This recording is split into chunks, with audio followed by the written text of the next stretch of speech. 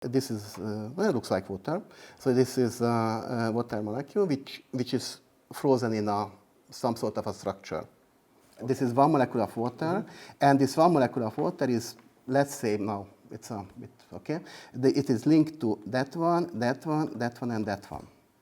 So when we are very cold, these molecules are moving very slowly, so nothing really happens. When we start to heat up the snow, so we are close to, we are saying hot snow, these things are vibrating relatively fast.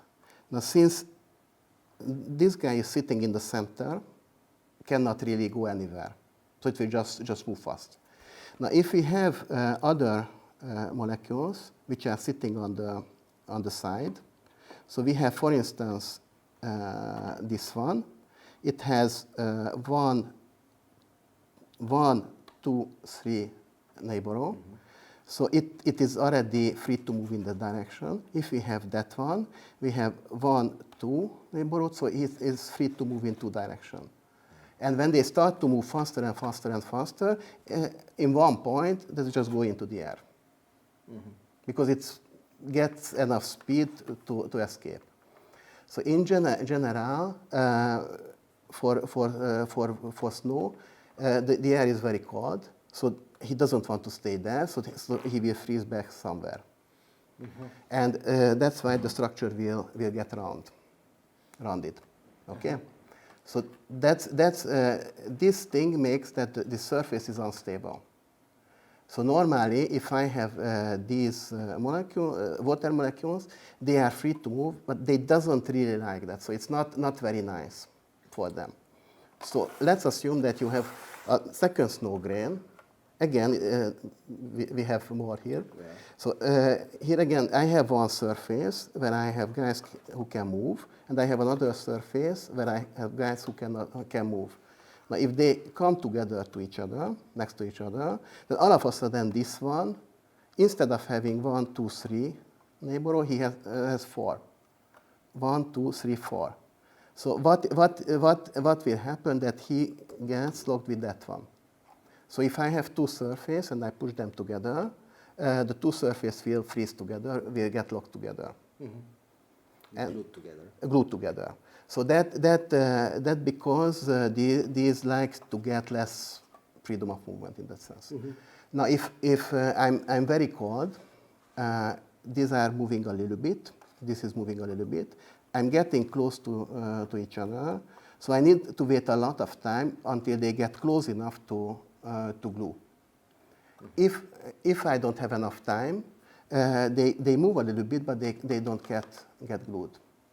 So on very cold snow, generally you need to wait a lot to form this bonding. On warm snow, it is relatively fast. But still, if you do it very, very fast, you don't have enough time to get close to each other, so to glue to each other. If you have a very cold snow, you don't have time to glue many snow grains together. When you drive, only 1 or 2 or 3 snow grains are flying away. A lot of snow grains are flying away, but they are separated individually. So they are just dust. If you increase the temperature, you have more and more time to glue more and more snow grains together, and all of a sudden you start to see big piece of snow coming out. Basically what you are doing, you are coming into contact, and you are starting to press the snow.